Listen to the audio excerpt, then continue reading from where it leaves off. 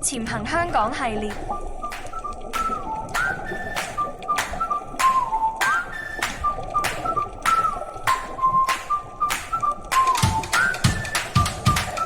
燕子岩潛點位於西貢，響浪茄與大浪西灣之間。上世紀嘅60年代，一艘運載住英泥嘅船響度沉沒，船身就咁分開咗兩截啦。從此佢就沉睡咗響呢度，形成呢個咁獨特嘅潛點，喺香港較罕見嘅沉船潛點。